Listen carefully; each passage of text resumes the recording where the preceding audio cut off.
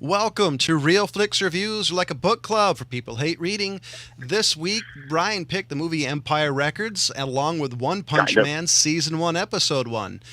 This week, we have Jonathan Charney, James Hello. Stevens, Ryan, it's Raining Men Preston.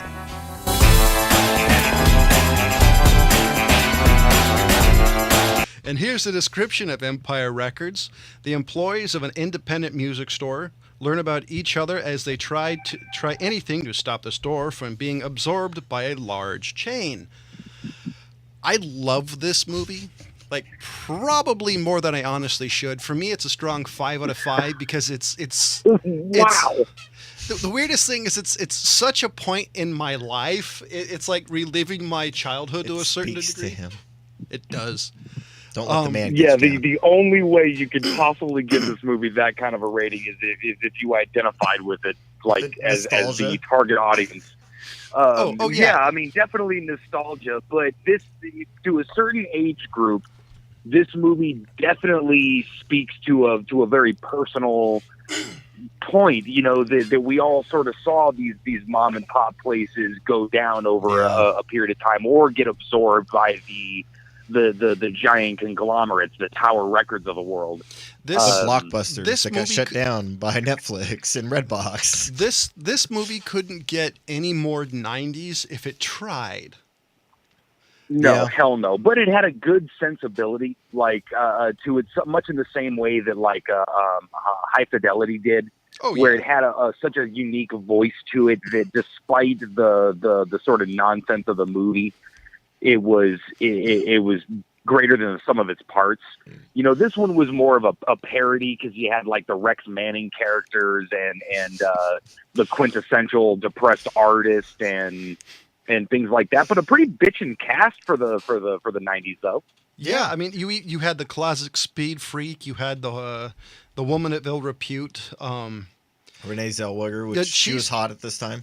She's actually probably Right. she's probably the biggest star to come out of this. Liv Tyler's done some I was things. going to say Liv Tyler for sure. And Robin Tunney, how do you say her? She went Tooney. on. She went on later to do movies like The Craft, which when we were kids, every woman who was goth that I knew saw that movie and Oh my pretended to be God, witches. and yeah. it was actually it was quite hilarious, but. It got annoying real fast. And Coyote Shivers, who I always forgot he was in this movie, and every time I hear his name, I always have to look him up.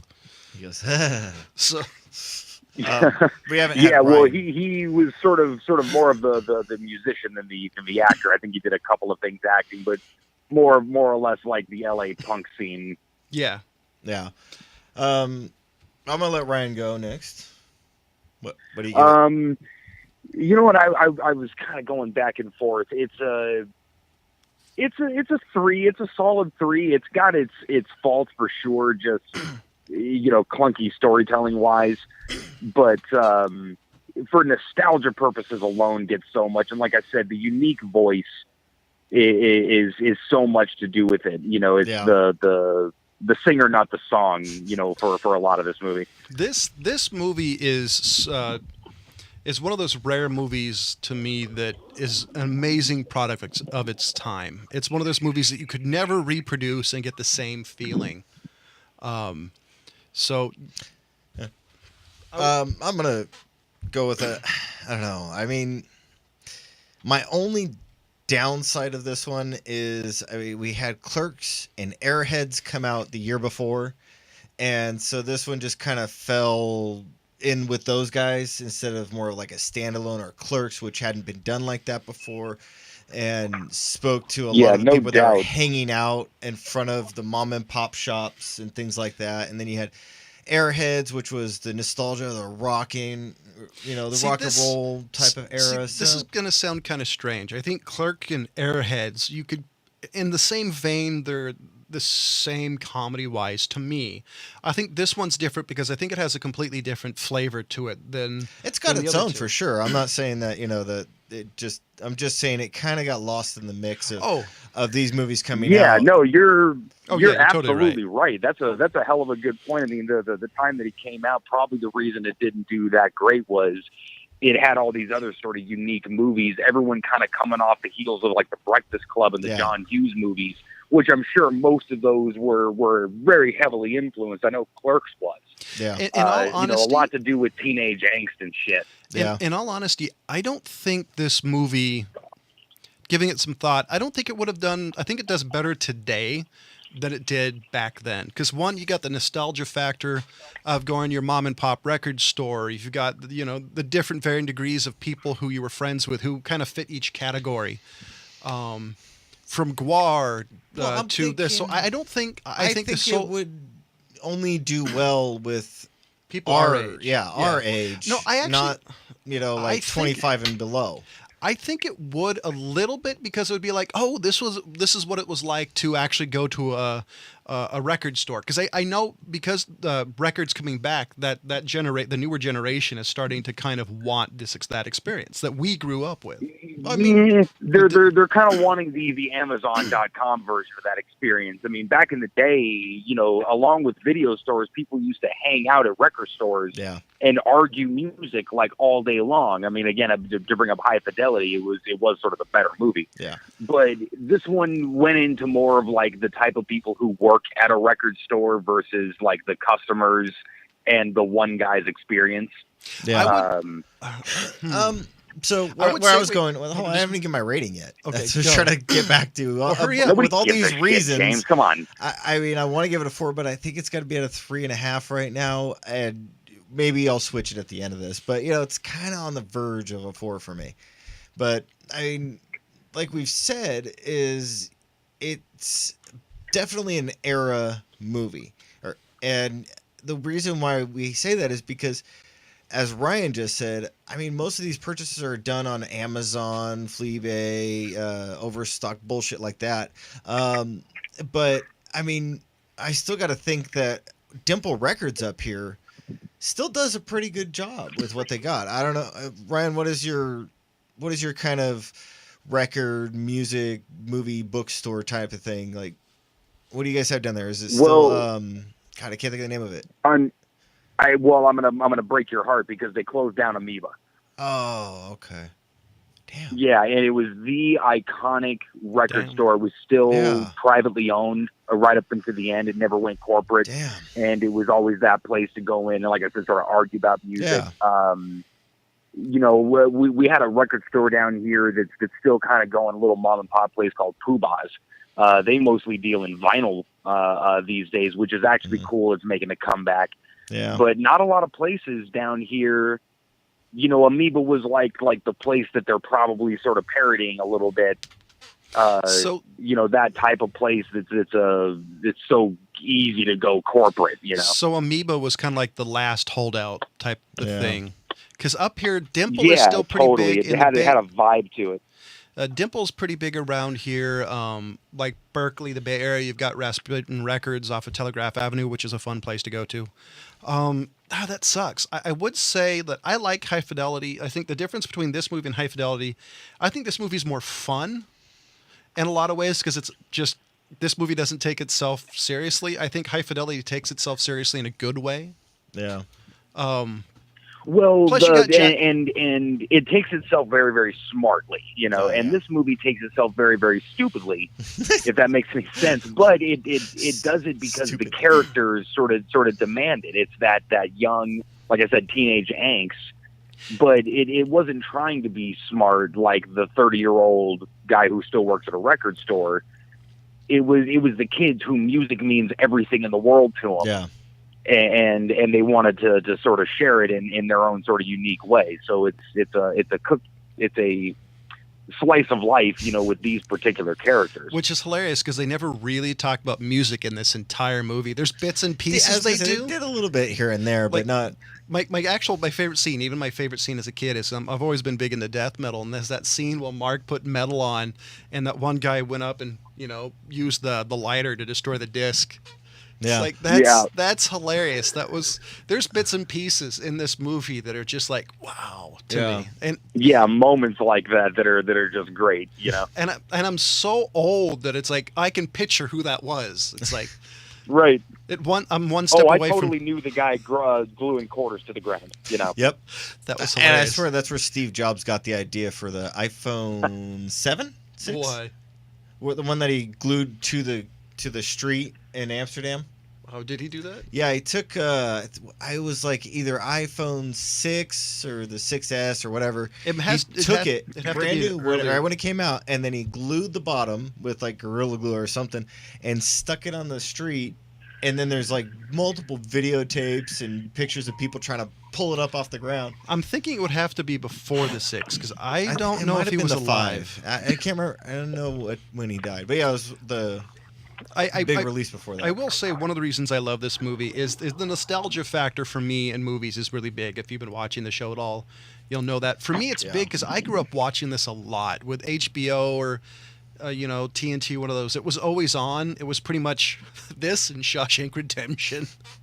So I've watched this movie a lot. So it's always been a blast. And the cast in this movie, I don't think there was anybody in this movie who was poorly cast. Rory, and I'm sorry, I've never been able to pronounce this guy's name right. Rory Coachtrain. He played Lucas. He played Speedle on one of the CSIs. I've always liked this guy, especially in this movie, how he plays the perfect, whatever character he's playing. He's a perfect fit for it. I still haven't quite figured out what role he really is trying to play, character-wise. There's the movie reviewer in you talking. Well, I'm just like I could point like bits and pieces of okay, maybe you emo here and this here, and you're like, he's not a stereotype. I mean, he's a '90s stereotype, but he doesn't fit anything enough to say it's it's this or that. Yeah, pretty much. He's just there. Yeah, it's. Sorry, go ahead. I was gonna say, I like the fact that they have characters like that because at the time there was a lot of people that were just like that in real life. So I think they nailed kind of the different characters and how they interact and everything pretty well. I mean, you got the Deborah chick, as John was talking about her, Robert Tooney. That chick that, just shows up at work and goes straight to the bathroom. Screw everybody. I don't want to talk to anybody. But by the way, what's up with letting like a teenager play with high voltage neon signs? Why not? That's the part that always made me laugh because I don't know too many people that would have let me play with insanely high voltage as a neon sign is. Well, that's actually one of my sort of favorite things about the boss. He's more of a kind of a mentor than anything else. You can tell he definitely used to be one of those kids, and you can tell kind of gives him enough rope to kind of play around a little bit but still sort of tries to run the ship. So question for you. In the beginning of the movie, he grabs the $9,000 or $10,000 or whatever. He wins. Would you have stopped after you doubled your money? Because I would have. I would have pocketed the money and went back. I would have pocketed 3/4 of it and then played it again. You think? Yeah, exactly. You think he would have pocketed the original amount and just play with the amount he won? No, I would have done 3/4 of it, and then that whole portion is mine. If I make it work with a quarter and I double it up or whatever, that just goes into my pocket for a finder's fee. Because I'm thinking, right? I'm thinking, yeah, you got to wet your beak a little bit. Yeah, I'm thinking instant $9,000. Pocket that, put the money back. Life goes on, and you've got enough money that you can buy something other than a turtleneck. Because that guy looked hot through the whole movie. Those sweaters are not very comfortable, at least in my opinion. Yeah. I was actually looking up the boss, and I haven't seen him in anything very recently because he was a pretty decent actor at the time in there.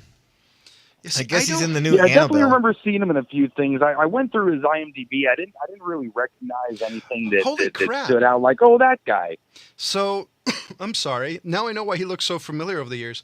And from 2002 to 2009, he was in the TV show Without a Trace. Yeah. Oh, no wonder I don't know him because I don't watch that shit. He was in The Client. He's been in quite a few things, and so is Debbie Mazur, but she was mostly in Joe Pesci movies. None of them have really taken off besides Renee Zellweger. Robin Tooney did a little bit, not a whole lot, and Liv Tyler more for the Lord of the Rings, I think, than anything else. She's done bits and pieces here and there, but never not a whole lot. liked her. I mean, there's just something about her acting that I always felt like there was always something lackluster, except for this one. See, as far as I'm concerned, this is her best role. See, I actually agree with that. That's why I thought she was perfect for Lord of the Rings. You needed kind of an actor who was like distant. She played the perfect. She played the perfect Armageddon elf. with Bruce Willis too. Yes.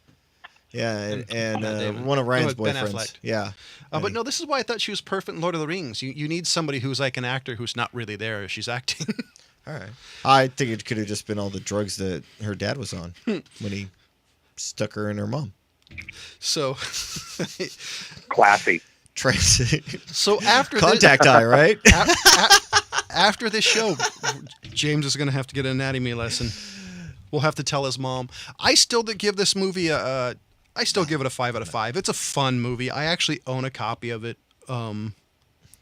So yeah, no, I've always loved it. So 5 out of 5 is strong. Does it deserve it? Probably not. But I got to throw in a little fun factor for me. So James, yeah, I mean, I really haven't been convinced to go above a 3.5 on it. Like I said, I mean, there is quite a bit of good stuff about it, and I think if it had either come out at the same time as the ones that I mentioned, Clerks and Airheads and there was a few others. I think if it came out after. If it came out in like 96, like enough time so people weren't still like talking about Airheads and Clerks, I think it would have done better. I think it's just poor timing when it was released. Ryan? Yeah. I mean, it wasn't a Pauly Shore movie. Thank God. Yeah, really. I might move up to a 3.5 because, I mean, really, scene by scene, it is a funny, entertaining movie that the characters do hold up. The setting itself doesn't hold up and is always going to feel dated now. Yeah. That's the nostalgia factor. And I'm sure the same thing with the music and things like that. Original song by Coyote Shivers, though, at the end there. You know what I really want to see? 20 years from now, I want to see somebody watch this movie and wonder what was with the scene where the kid was eating the brownie. Because we grew up with guar, so I knew what they were even when I was watching this originally. But you're seeing this 20 years after the fact and wonder what was that? And you get to go, oh, they were a band ish. Oh God! Yeah, good old young ass Ethan Embry. Yep. So, ladies and gentlemen, we do have a Facebook page. You go to facebook.com/RealFlixReviews. Do you have a movie you'd love us to review, or some movie news you'd love our spin on? Please let us know. You can also hate mail. Yeah, please do that. You can also catch us on Podbean, iTunes, Stitchers, and more. So we're going to switch over to One Punch Man Season 1, Episode 1. So, James, batter up. So, I heard about this when it first came out, and it was one of those, I mean, I'm kind of not into anime as much as I used to be like 5-10 years ago, but the first episode of this one, it's hilarious in its own fact, and I love the fact that he's actually looking for a legitimate fight. I mean, it's hilarious. I will say one thing though, if you get turned off by animation style, this is one of the ones that might turn you off on a little bit. It's not quite as bad as Berserk 2016, 2017, okay. But it is enough that it might drive you nuts in the animation style. Yeah, I mean, and the thing is it's for me, it's not the entire episode or series that is the bothersome. There's just a few bits and pieces here and there. It's what they do with his face. Yeah. There's a few things here that they've just done in anime for years. It is a direct parody of anime, though. I knew nothing about this show until I was scrolling past it on Netflix, and it kept trying to recommend it to me, and I'm like, okay, well, I don't watch a ton of anime, so I look at the description. And like, oh, this looks funny, and I love the Japanese humor, especially Japanese deadpan. Nobody does deadpan like Japanese. No, they don't. So when I started watching it, I realized like, oh, this is so awesome and so self-aware. Yeah. And I mean, right down to every little trope that everyone kind of loves but doesn't think too much about when it comes to anime. Yeah, no. When it's put through this guy's point of view is hilarious. Not every trope. There's things they do in this that I've never liked, like certain facial things they do. There's certain things that have always driven me nuts, and I've been watching anime probably longer than I should admit. Yeah, well, they have to do all of those sorts of things. You know, my favorite thing is the over exposition of the bad guys of what they're going to do, and then his reaction to everything of just like, oh, okay, well, I think I need to go to the grocery store tomorrow, and then just punches somebody and walks away like, well, that was boring. Like later on in the movie, later on in the series, people randomly attack him and like, I'm gonna kick your butt, and he does like a little thump, and they just explode, and he's like, well, you made me late to go shopping. Yeah. It's like that's what he gets bent out of shape over. Just the little things. That is, you're kind of stopping me from going home, and I kind of want to go home. It is a really, really funny show, though, and actually the classic sort of anime stuff going on around him is like legit sort of anime. Nobody does destruction like the Japanese either. You know, ever since Godzilla. the 50s and Godzilla. And you know, Hiroshima and Nagasaki. That was just what we need. More hate mail. On an episode that I was well, no, look, that he's not wrong. I mean, that was more or less the impetus for Godzilla, you know. But in any ladies case, and gentlemen, his name is James Stevens. If you want to give him hate mail, please below the episode on YouTube type whatever you want. You fascist Nazis.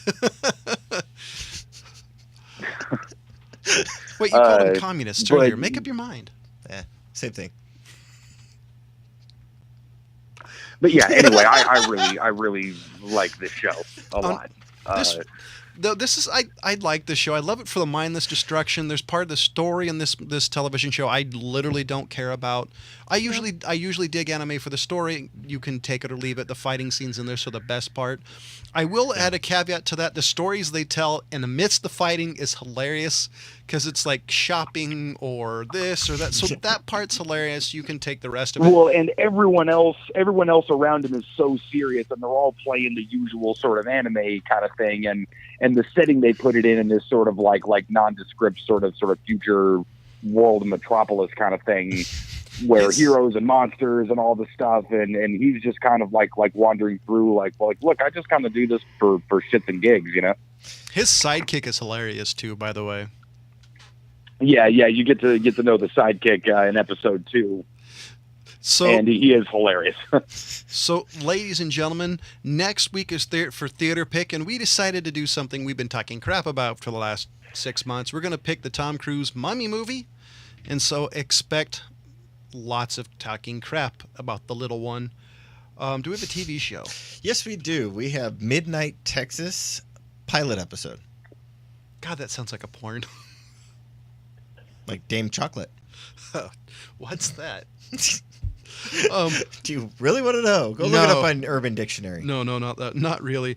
So, ladies and gentlemen, jeez, I gave Empire Records a 5 out of 5. James gave it a 3.5 out of 5. Ryan gave it a 3.5 out of 5. We are doing Midnight Texas pilot. And ladies and gentlemen, for Jonathan Charney, James Stevens, and Ryan Preston, thank you for watching. Goodbye.